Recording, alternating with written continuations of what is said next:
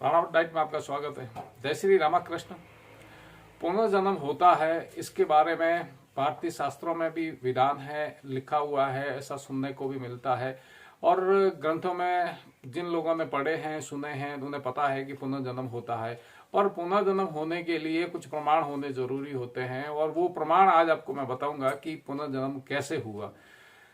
व्यक्ति प्रमाण देखने के बाद में मान जाता है कि पुनर्जन्म होता है। हमारे अच्छे कर्म होते हैं, शास्त्रों में दिया हुआ है, अच्छे कर्म करेंगे तो हमें वापस अच्छी जगह नया जन्म मिलता है। ये कहानी एक घटना घटी है, उसके प्रमाण आज मैं आपको बताऊंगा कि किस प्रकार से ये घटना घटी है। ये सब जानने से पहले अगर आप मेरे चैनल पे नए हैं, चैनल सब्सक्राइब करें, वीडियो लाइक करें, अधिक से अधिक शेयर करें। मैं डॉक्टर रघुनाथ सिंह राणावत, साइकोलॉजिस्ट और डाइटिशियन, आज आपको बता रहा हूं अगर हमारे अच्छे कर्म हैं तो हमें पुनर्जन्म वापस मिलेगा इस मानव योनि में, जो हम वापस अच्छे से जिंदगी गुजार सकते हैं।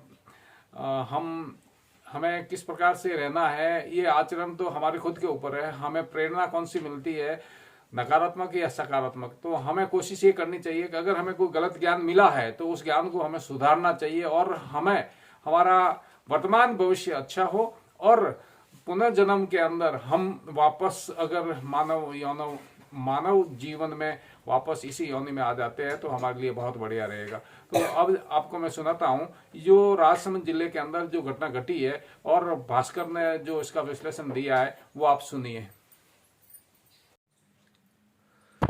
जिले के नाथद्वारा से सटे परावल का मामला 25 जनवरी 2022 दैनिक भास्कर उदयपुर से प्रकाशित। पुनर्जन्म, 4 साल की बच्ची बोली 9 साल पहले जलकर मरी, कहानी सच निकली। राजसमंद। पुनर्जन्म की कहानियाँ अब तक फिल्मों में ही देखने को सुनने को मिलती है, लेकिन राजसमंद में एक ऐसा मामला सामने आया है जिसमें बच्ची के पुनर्जन्म का दावा किया गया है। 4 साल की बच्ची अपने पुनर्जन्म को लेकर जो बातें कही है, उससे माँ बाप से लेकर रिश्तेदार और गांव वाले सब चकित हैं। पहली जिंदगी में उसकी मौत कब कैसे हुई ये बच्ची सब बताती है। दैनिक भास्कर की टीम राजसमंद पहुंची और बच्ची के माता पिता के साथ लेकर उसके पिछले जन्म बताए परिवार से बातचीत शुरू की। कहानी शुरू होती है नाथद्वारा के सटे गांव परावल से। रतन सिंह चुंडावत की 5 बेटियां हैं। वह एक होटल में नौकरी करते हैं। पिछले 1 साल से उसकी सबसे छोटी बेटी किंजल 4 बार बार अपने भाई से मिलने की बात कर रही थी। उन्होंने पहले इस बात पर ध्यान नहीं दिया, लेकिन 2 महीने पहले जब एक बार किंजल की माँ दुर्गा ने उसे अपने पापा को बुलाने को कहा तो बोली, पापा तो पिपलांत्री गांव में हैं। पिपलांत्री वह गांव है जहां उषा नाम की एक महिला के जलने से मौत हो गई थी। किंजल के अभी गांव से करीब 30 किलोमीटर दूर बच्ची कहती है कि वही उषा है। यही से शुरू होती है किंजल के पुनर्जन्म की कहानी। बच्ची के जवाब और दावे से पूरा परिवार सन्न रह गया।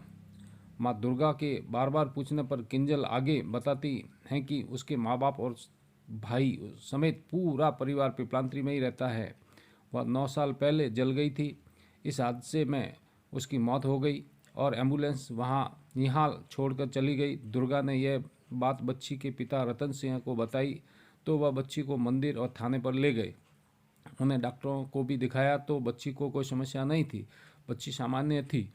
बस वह बार बार अपने पहले जन्म के परिवार से मिलने की जिद करने लगी। किंजल ने बताया कि उसके परिवार में 2 भाई बहन हैं, पापा ट्रैक्टर चलाते हैं, पीहर पिपलांत्री और ससुराल ओडन में है। किंजल की कहानी सुनकर उषा के भाई मिलने पहुंचा और रोने लगी। किंजल की कहानी जब पिपलांत्री के पंकज के पास पहुंची तो वह परावल आया। पंकज उषा का भाई है। बकौल पंकज जैसे ही उसे देखता तो किंजल की खुशी का ठिकाना न रहा। फोन में माँ और उषा का फोटो दिखाया तो फुट फुट कर रोने लगी। 14 जनवरी को किंजल अपनी माँ, दादा सहित परिवार के साथ पिपलांत्री पहुंची। उषा की माँ गीता पालीवाल ने बताया कि जब किंजल हमारे गांव आई तो ऐसा लगा जैसे बरसों से यहाँ यही रह रही थी। जिन महिलाओं को ये पहले जानती थी उससे बात की।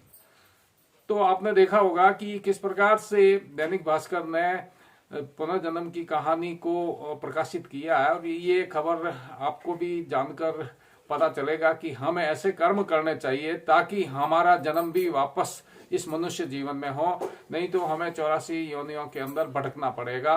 तो कोशिश हो कि आप अच्छे से भक्ति कीजिए, अच्छे से कर्म कीजिए, कि प्रभु की चरण मांगिए ताकि आपको मोक्ष मिले, आप मस्त रहें, स्वस्थ रहें। कोई सार्थक टिप्पणी करेंगे तो सार्थक टिप्पणी का जवाब दूंगा। मिलते हैं नए अपडेट वीडियो में, तब तक के लिए जय हिंद, स्वस्थ रहें, मस्त रहें।